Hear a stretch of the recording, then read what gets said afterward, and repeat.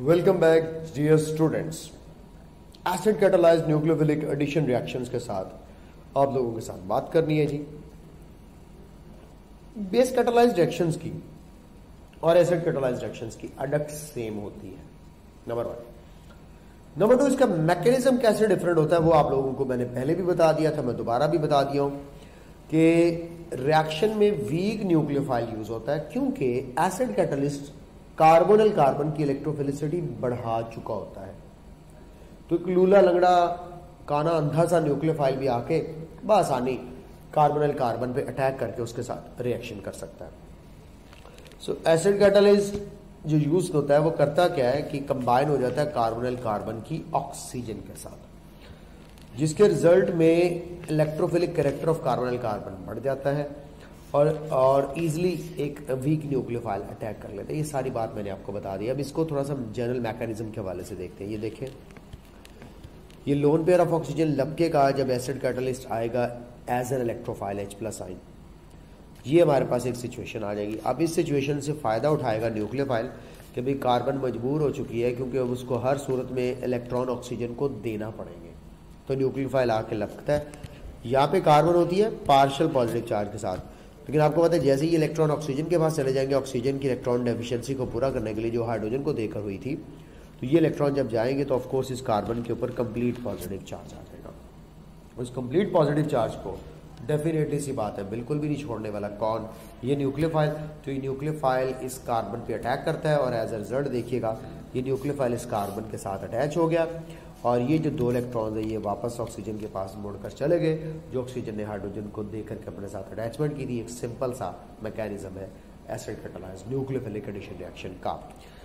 अब कितनी टाइप के acid catalysed nucleophilic addition reactions हैं हमारे सिलेबस के अंदर? 4 टाइप्स के, जिसमें सबसे पहले नंबर पर हम लोग पढ़ेंगे पॉलीमराइजेशन रिएक्शंस।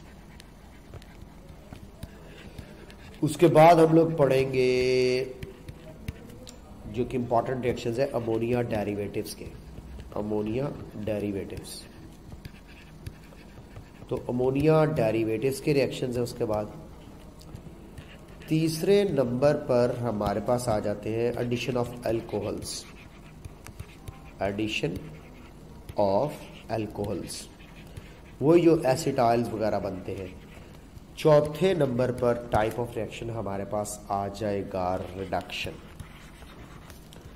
तो डियर स्टूडेंट्स, ये 4 टाइप के वो रिएक्शंस हैं जो acid catalysed nucleophilic addition reactions भी आते हैं। आइए जरा सबसे पहले पॉलीमराइजेशन रिएक्शंस का जिक्र खैर हो जाए। 3 फॉर्मल्डिहाइड के मॉलिक्यूल्स H2SO4 एसिड की मौजूदगी में एक ट्राइमर बनाएंगे। तो इसका मतलब है ये बेसिकली पॉलीमराइजेशन की बजाय हम लोग अगर ट्राइमराइजेशन कहें तो भी बेटर होगा वर्ड, क्योंकि इसमें 3 मोनोमर्स आपस में कंबाइन होते हैं। तो एक बात आप बच्चों को मैं बता दूं कि ट्राइमराइजेशन यहाँ पे जो हो रही है ये 3 मोनोमर्स के मिलाकर के एक हेट्रोसाइक्लिक रिंग बन रहा है। हेट्रोसाइक्लिक रिंग, जिसमें ऑक्सीजन एटम हेट्रो एटम है। तो हेट्रोसाइक्लिक जो रिंग बन रहा है मेटाफॉर्मल्डिहाइड का, ये एक ड्रग के तौर पे यूज किया जाता है। इसी तरह अगर आपके पास एसिटल्डिहाइड है तो आपके पास पैराल्डिहाइड बनेगा, ये भी एक हेट्रोसाइक्लिक रिंग होगा और ये भी एंटीपोलियो वैक्सीन वगैरह के अंदर इस्तेमाल की जाती है। तो फिर इस पॉलीमराइजेशन का बेसिकली पर्पस क्या हुआ? इसका पर्पस हुआ पॉलीमराइजेशन का कि ड्रग्स डिफरेंट बनाने के लिए इस्तेमाल किया जाता है। और ये बेसिकली पॉलीमराइजेशन की बजाय क्या कहलाएगा? ट्राइमराइजेशन। और इसका रिंग कैसा होगा? हेट्रोसाइक्लिक रिंग होगा। ये पेपर में सवाल आ सकता है। उसके बाद reactions of ammonia derivatives. Ammonia derivatives होते हैं वीक न्यूक्लियोफाइल्स। तो ये पहले इंतजार करते हैं कार्बोनल कार्बन की इलेक्ट्रोफिलिसिटी बढ़ने का। Aldehydes and ketones react with ammonia derivative GNH2। देखिए क्या किया मैंने, अमोनिया का एक हाइड्रोजन हटा दिया है और अमोनिया के एक हाइड्रोजन को उठा के उसकी जगह पे G ग्रुप लगा दिया। अब G ग्रुप कोई भी हो सकता है। तो फॉर्म है अडक्ट, जिसको हम लोग जो है वो साथ में वाटर मॉलिक्यूल की एलिमिनेशन भी करवाते हैं। यानी कि अडक्ट तो बननी है लेकिन साथ में एलिमिनेशन भी होनी है। तो इस तरह के रिएक्शंस का खास नाम दिया जाता है कंडेंसेशन या एडिशन एलिमिनेशन रिएक्शन। ये बड़ी इंपॉर्टेंट चीज़ है। इसमें एडिशन तो होनी है लेकिन एडिशन के साथ साथ एलिमिनेशन भी होनी है। ये 2 चीज़ें आप लोग जहन में रखोगे। मैकेनिज्म में देखें, स्टेप 1 क्या है? हमारे पास प्रोटोनेशन हो रही है। Oxygen of the carbonyl carbon देखें बड़े पुरतपाक अंदाज में वेलकम करेगी H प्लस आयन को, जो कि एसिड एज ए कैटलिस्ट आ रहा है, क्योंकि आपको पता है वो इलेक्ट्रॉन डेफिशिएंट होकर आ रहा है। ऑक्सीजन जनाब पाई इलेक्ट्रॉन्स भी पड़े हुए हैं, लोन पेयर्स भी पड़े हुए हैं, पार्शियल नेगेटिव चार्ज भी आया हुआ, पांचों घी में और सर कढ़ाई में इसका। तो ये electron pair of course hydrogen को देगी। तो देखिए ज़रा कि ये इलेक्ट्रॉन पेयर हाइड्रोजन को देने के साथ उसी तरह ये खुद डेफिशिएंट होगी, फिर कार्बन से भी इलेक्ट्रॉन विड्रॉ कर लेगी। तो इन शॉर्ट टर्म बात करें तो कार्बन को स्ट्रॉन्ग इलेक्ट्रोफिलिक बना देगी। जैसे ही कार्बन स्ट्रॉन्ग इलेक्ट्रोफिलिक होगा तो दूसरे स्टेप में देखो हम लोग दूसरे स्टेप का नाम रखेंगे अटैक ऑफ अमोनिया डेरिवेटिव, यानी कि अमोनिया डेरिवेटिव का अटैक पॉजिटिव चार्ज कार्बन पर, और साथ ही में डी प्रोटोनेशन ऑफ अडक्ट, यानी कि डी प्रोटोनेशन के साथ अडक्ट बने, यानी कि दो चीज़ें निकल रही है। एक तो अमोनिया डेरिवेटिव का अटैक होना है और साथ में ही डी प्रोटोनेशन भी हो रही है, यानी कि एक ही इस स्टेप के अंदर दो काम हो रहे होंगे। अमोनिया डेरिवेटिव का अटैक, अमोनिया डेरिवेटिव का अटैक, अमोनिया डेरिवेटिव का attack and removal of proton, यानी कि डी प्रोटोनेशन। ये रही वो कार्बोनाइल कार्बन जिस पर अमोनिया डेरिवेटिव ने अटैक करना है आपके सामने, और उसके रिजल्ट में आप लोगों ने जेन में रख लेनी कि एसिड कैटलिस्ट की प्रेजेंस में ये रिएक्शन होता है। तो ये अमोनिया डेरिवेटिव इस कार्बन से जब अटैच होगा तो ये अमोनिया डेरिवेटिव में नाइट्रोजन खुद इलेक्ट्रॉन डेफिशिएंट हो जाएगी इस वक्त आप लोगों के सामने। तो what is actually happening here? Next step में डीप्रोटोनेशन कैसे होगी कि ये नाइट्रोजन ज्यादा देर तक खुद को इलेक्ट्रॉन डेफिशिएंट नहीं रख पाएगी, तो बाजू में पड़े हुए हाइड्रोजन से इलेक्ट्रॉन खींचेगी और अपनी डेफिशिएंसी पूरी कर लेगी। इसका लोन पेयर का कोटा पूरा हो चुका है, और ऑफ कोर्स ये OH ग्रुप आप लोगों को जूम कतू वैसे का वैसे इस वक्त यहाँ पे नजर आ रहा है। ये स्टेप नंबर 2 था जिसमें अमोनिया डेरिवेटिव ने एज ए न्यूक्लियोफाइल अटैक किया और साथ में ही डीप्रोटोनेशन हुई। ये रही डीप्रोटोनेशन। अब इसके साथ क्या होना है फाइनल प्रोडक्ट बनाने के लिए? स्टेप 3 में देखिए प्रोटोनेशन है और साथ में रिमूवल ऑफ वाटर मॉलिक्यूल भी है। तो आइए जरा स्टेप 3 को देखते हैं। स्टेप 3 में क्या हुआ? ये OH ग्रुप मैंने अटैच कर दिया आप लोगों के सामने, उसके साथ ये NH और G ग्रुप भी अटैच कर देता हूँ, ठीक है। और अब आप लोगों को जो यहाँ पे बात इंपॉर्टेंट बताना चाह रहा हूँ कि सबसे पहले यहाँ पे होनी है प्रोटोनेशन, फिर उसके बाद वाटर मॉलिक्यूल भी लॉस्ट होगा। ये देखें, ये लोन पेयर ऑफ कोर्स इसी हाइड्रोजन आयन के पास आएगा और आपको इस हाइड्रोजन आयन के एक्सेप्ट करने के बाद ये स्ट्रक्चर O पॉजिटिव के साथ नज़र आएगी। और ये रहा आप लोगों के सामने इस वक्त प्रोटोनेशन का स्टेप। इसको क्या कहेंगे? प्रोटोनेशन। लेकिन हम लोगों ने अभी पढ़ा प्रोटोनेशन के साथ साथ रिमूवल ऑफ वाटर भी होना है। अब बच्चे कहते सर यहाँ पे वाटर कैसे लॉस्ट होगा? ये देखो, ये जो 2 इलेक्ट्रॉन्स हैं ये यहाँ पे आएंगे बॉन्ड बनाने के लिए, और ये जो 2 इलेक्ट्रॉन हैं ये ऑक्सीजन के पास वापस चले जाएंगे। तो दर हकीकत यहाँ पे सिर्फ वाटर नहीं लॉस होता बल्कि साथ में एक प्रोटॉन भी लॉस्ट होता है। तो इस स्टेप का नाम मुझे एक्चुअली -H+ आयन भी लिखना चाहिए और -H2O भी लिखना चाहिए, यानी कि डी प्रोटोनेशन भी हो रही है एंड डिहाइड्रेशन भी हो रही है। इसका मतलब है कैटालिस्ट दोबारा से हमें रीगेन हो जाएगा और साथ में एक और प्रोडक्ट मिलेगी वाटर। तो इसको हम लोग एडिशन एलिमिनेशन कह रहे हैं या डीप्रोटोनेशन और डिहाइड्रेशन कह रहे हैं, जो लास्ट स्टेप था। तो आप लोगों के सामने देखिएगा, सबसे पहले प्रोटोनेशन हुई फिर डिहाइड्रेशन हो गई। तो ये डीप्रोटोनेशन और प्रोटोनेशन चलता रहता है सिलसिला इसी तरह। तो इस तरह से अमोनिया डेरिवेटिव के रिएक्शंस आप लोग देखने को मिलते हैं। अब अमोनिया डेरिवेटिव्स में G कौन कौन सा ग्रुप हो सकता है? G अगर OH हो तो ये हाइड्रोक्सिल एमाइन बनेगा, अगर NH2 हो तो सीधा सीधा हाइड्राजीन, अगर NH2 के साथ एक हाइड्रोजन हटाकर C6H5 लग जाए तो फिनाइल हाइड्राजीन, और अगर CONH2 लग जाए ये देखें तो कहलाएगा सेमी कार्बाजाइड। और अगर आप लोगों के पास 2,4,6 ट्राइनाइट्रोफिनोल लग जाए या 2,4 डाइनाइट्रो फिनाइल हाइड्राजीन जिसका नाम होता है 2,4 डाइनाइट्रो फिनाइल हाइड्राजीन, ये सारे के सारे OH ग्रुप्स हैं। These reactions of above ammonia derivatives of ketones are as follows. जैसे चंद एक आपको रिएक्शंस एग्जाम्पल के तौर पे बताऊंगा, लेकिन अभी आप लोग ये देखें, ये जो 2 और 4 डाइनाइट्रो फिनाइल हाइड्राजीन है ये कैसे हैं। और बेसिकली आपको लगे हाथों साथ में ये भी बता दो कि इस रिएक्शन की बेसिकली अडक्ट कैसे बनती है। आप लोगों ने कोई लंबी चौड़ी चक्रों में, कोई लंबे चौड़े जो है वो कॉन्सेप्ट्स के अंदर जाने की ज़रूरत नहीं है। सिंपल सा रूल याद रख लेना कि जब भी कार्बोनल कंपाउंड के साथ रिएक्शन होता है तो कार्बोनल कार्बन से ऑक्सीजन और इस अमोनिया डेरिवेटिव से हाइड्रोजन मिलकर के वाटर लॉस कर देते हैं, जिसके बाद आपको अडक्ट देखने को मिलती है। आइए जरा इस अडक्ट को बनाते हैं। ये देखिएगा, यहाँ पे खास बात याद रख लीजिएगा कि एक स्ट्रक्चर होता है 2,4-डाइनाइट्रोफिनाइल हाइड्राजोन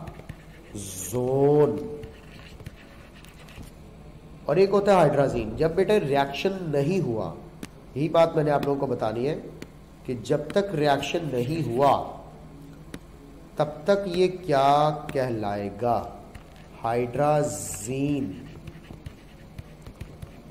जब तक रिएक्शन नहीं हुआ क्या कहलाएगा, हाइड्राजीन। जैसे ही अडक्ट बनेगी तो कहलाएगा हाइड्राजोन।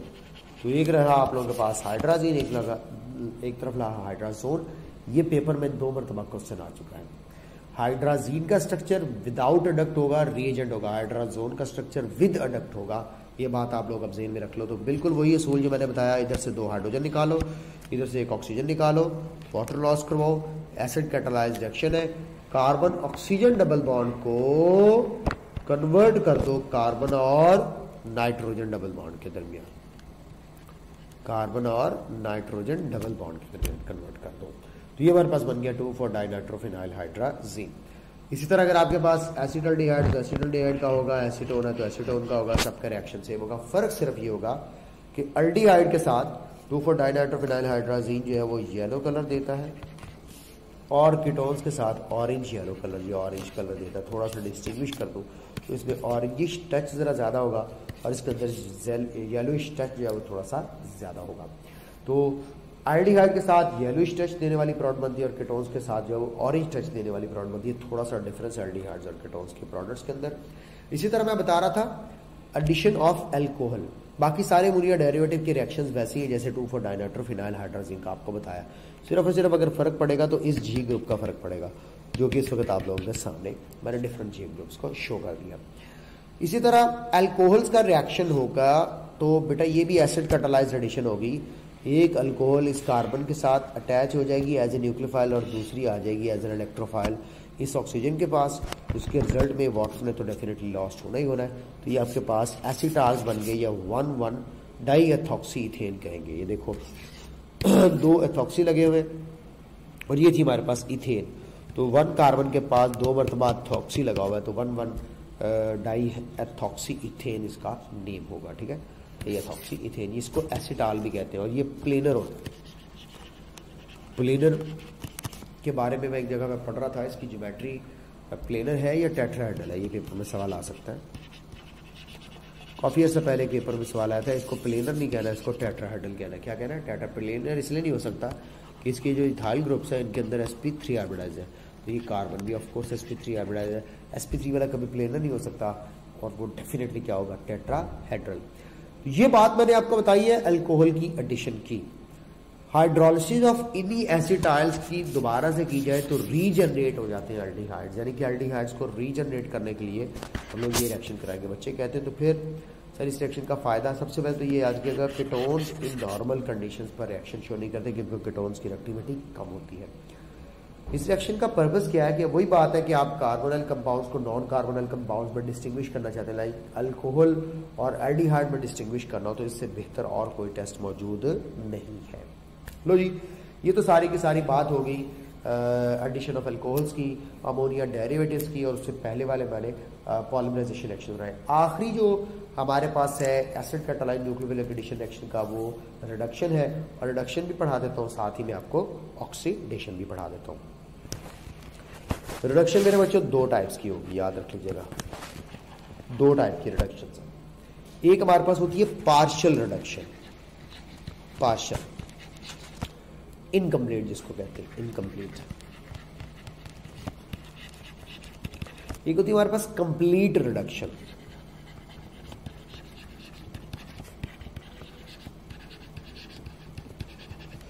एक कंप्लीट रिडक्शन है और एक पार्शियल रिडक्शन है। What is the product of the complete reduction? याद रखिएगा, इनकम्प्लीट और कंप्लीट रिडक्शन की प्रोडक्ट्स में डिफरेंस है। तो पार्शियल रिडक्शन की प्रोडक्ट जो है वो अल्कोहल्स होती है, प्रोडक्ट अल्कोहल्स।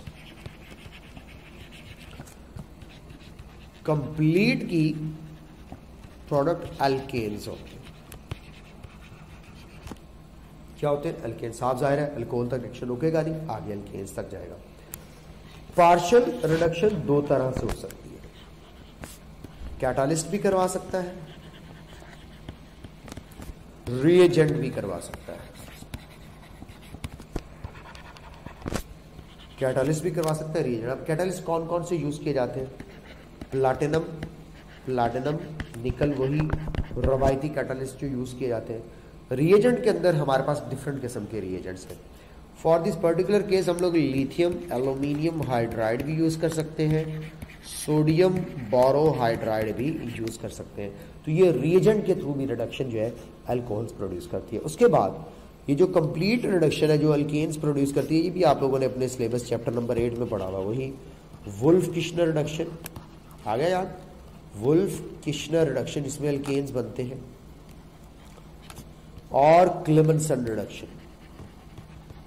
वही बात बच्चे जो है वो पूछते हैं अक्सर कि वुल्फ किश्नर रिडक्शन और क्लेमेंसन रिडक्शन में क्या फ़र्क है। ऐसा कोई फ़र्क नहीं, थोड़ा बहुत रिएजेंट का फ़र्क है। वुल्फ किश्नर के अंदर हम लोग जिंक के साथ मरकरी का अमेलगम बनाते हैं और HCl प्रोड्यूस करते हैं, HCl उसके साथ यूज़ करते हैं। क्लेमेंसन रिडक्शन में हाइड्राजीन एंड KOH यूज़ किया जाएगा, हाइड्राजीन एंड KOH। तो ये हमारे पास जो है वो दो डिफरेंट रिएजेंट्स हैं जो कि रिडक्शन के बाद आप लोगों को अल्कोहल्स पे काम स्टॉप करके नहीं देंगे बल्कि अल्केन्स बना के देंगे। तो अब इन रिएक्शंस को लिस्ट तो मैंने कर दिया, कुछ इसके अंदर जुगाड़ या टेक्निकल बातें हैं वो भी आप लोगों के साथ शेयर करता हूं रिएक्शन की मदद से। चलो रिएक्शन पहले पढ़ते हैं फिर आगे चलेंगे। देखिए एल्डिहाइड रिड्यूस होते हैं प्राइमरी अल्कोहल में और कीटोन्स ऑफ कोर्स किधर होंगे? सेकेंडरी अल्कोहल में। ये तो रोल आपको पता है कि एल्डिहाइड बनते भी प्राइमरी अल्कोहल से और बनाएंगे भी रिड्यूस होकर कि प्राइमरी अल्कोहल ही।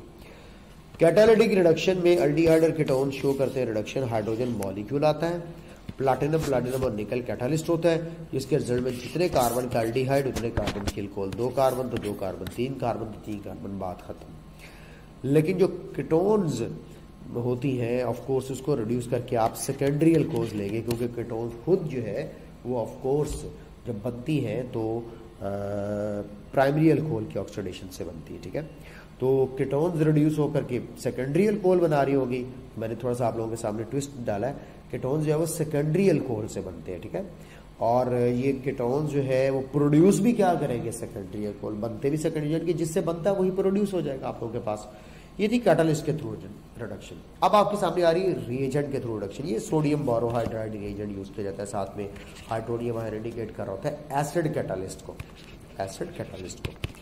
तो आप लोग देखिएगा कि यहाँ पे एक सिंपल सा काम होता है कि ये जो कार्बोनाइल ग्रुप है, अब बेसिकली हर जगह पर रिडक्शन में देखना आपने कार्बोनाइल ग्रुप किस में कन्वर्ट होती है। यहाँ का कार्बोनाइल ग्रुप आप लोगों के पास मिथाइल ग्रुप में कन्वर्ट हुआ, यहाँ का कार्बोनाइल ग्रुप मिथाइलिन ग्रुप में कन्वर्ट हुआ, यहाँ का कार्बोनाइल ग्रुप भी आप लोगों के पास अल्फा हाइड्रोक्सी जो है वो मिथाइलिडीन ग्रुप के अंदर कन्वर्ट हुआ, या मिथाइल हाइड्रोक्सी मिथाइलिडीन के अंदर कन्वर्ट हुआ।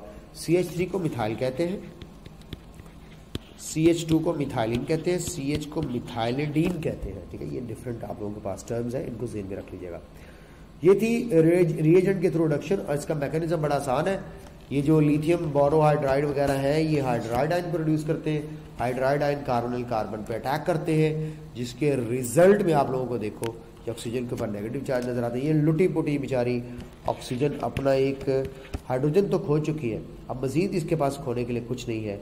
ये क्या कर रही होगी?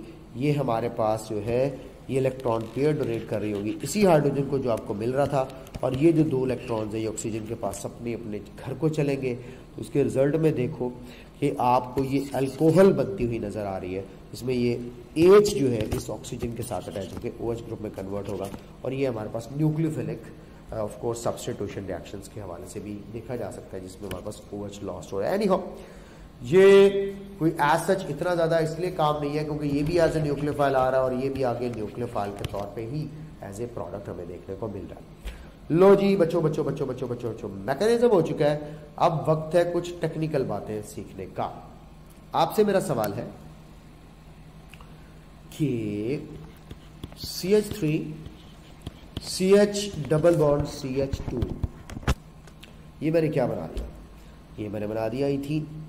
अब इथीन का यहाँ पे क्या रोल है मैं आपको बताता हूँ कि मैं अगर आपसे कहता हूँ कि आपके पास इथीन है और आप इस इथीन को अल्कोहल में कन्वर्ट करना चाहते हैं, फिर आप अल्कोहल से एल्डिहाइड बनाना चाहते हैं, तो आप क्या प्रोसीजर फॉलो करेंगे? आप कहेंगे सर कोई मुश्किल नहीं है, हम इस अल्कीन की हाइड्रेशन करवाएंगे। अगर आपको याद हो, hydration of alkenes alcohol produce करती है, H2SO4 की प्रेजेंस में रिएक्शन होगा, मार्कोनिकोफ रूल के मुताबिक ये आ जाएगा OH ग्रुप अटैच होकर आप लोगों के सामने।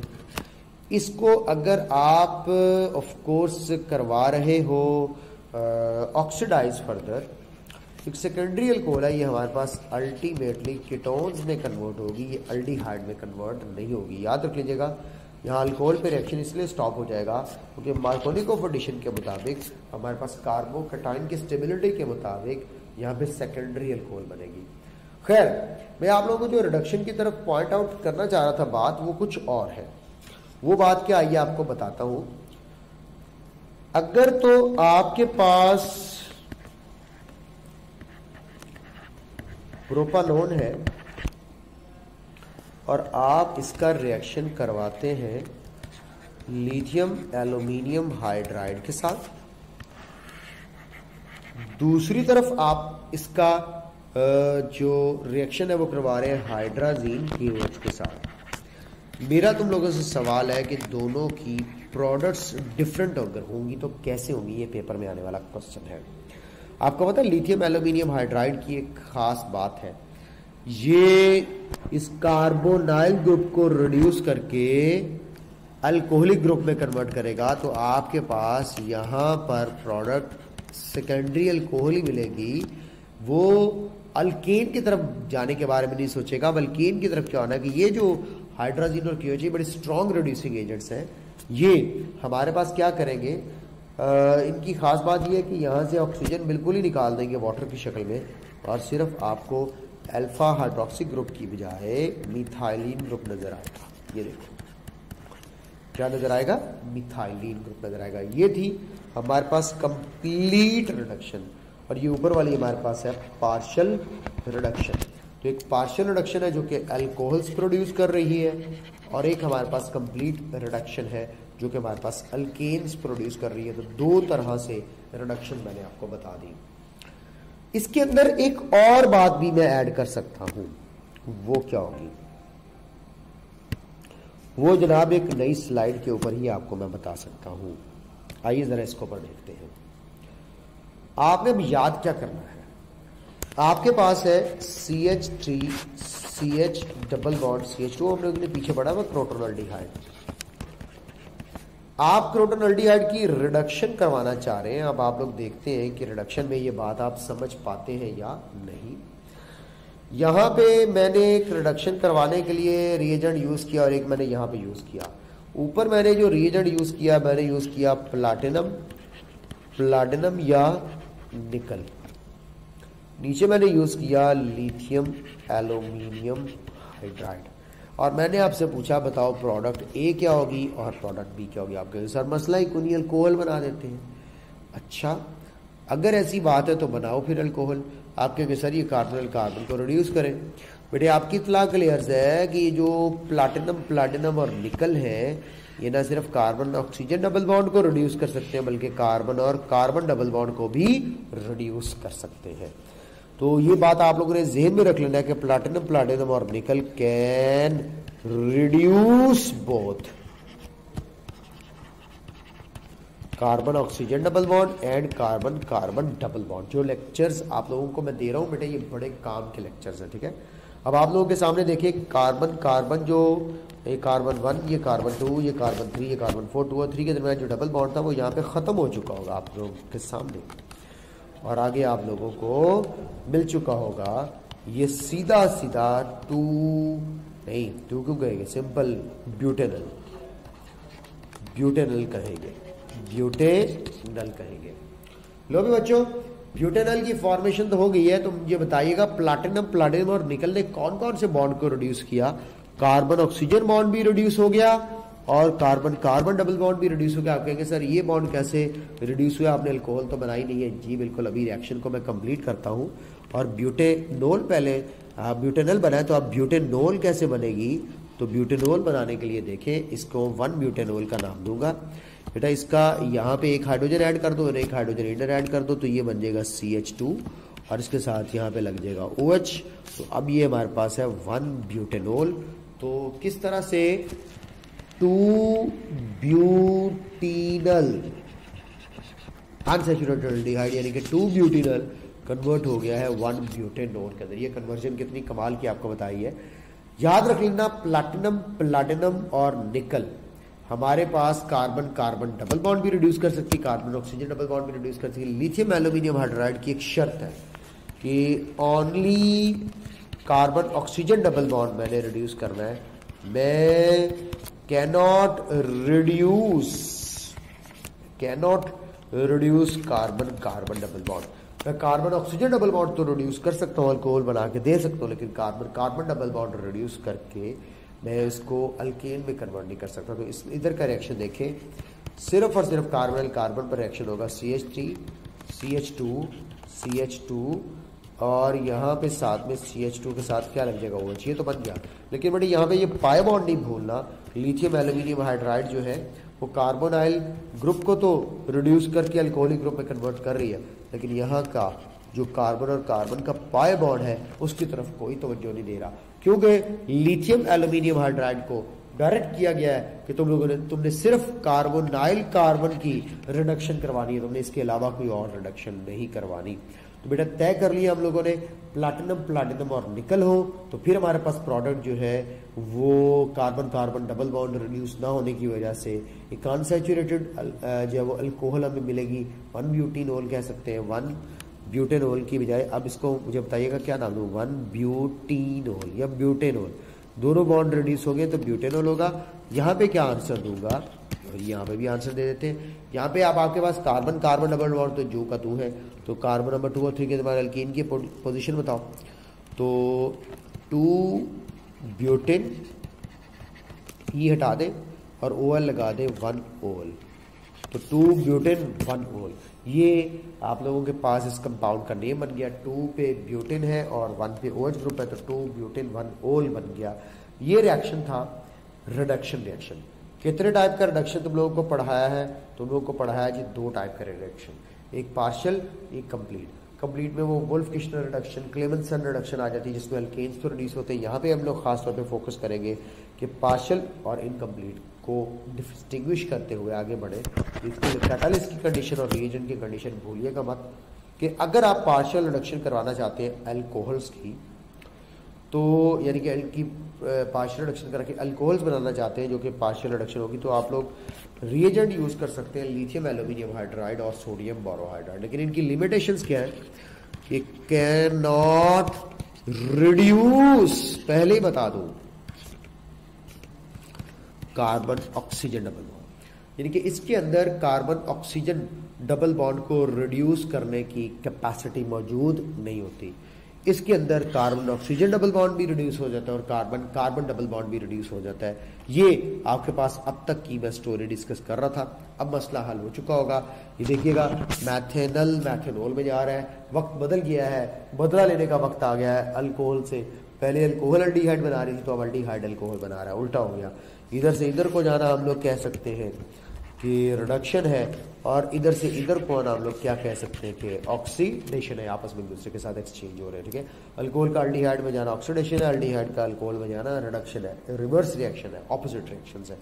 तो एसिटाल्डिहाइड से जो है वो एथेनॉल बन जाएगी और प्रोपेनॉल से जो है वो 2 प्रोपेनॉल बन जाएगी, जो कि एक सेकेंडरी अल्कोहल कंसिडर की जाएगी। अल्लाह अल्लाह पे खैर सलाह। ये था सोडियम बोरोहाइड्राइड के साथ रिडक्शन और इसका मैकेनिज्म आज आप लोगों को काफी डिटेल में बताया। तो ऑक्सीडेशन ऑफ कार्बोनिल कंपाउंड्स कैसे होती है और कौन कौन से ऑक्सीडाइजिंग एजेंट हैं जो कार्बोनिल कंपाउंड्स को ऑक्सीडाइज करवा सकते हैं, इसके लिए जाएंगे आप नेक्स्ट वीडियो में। अपना रखेंगे आप ख्याल, बाय।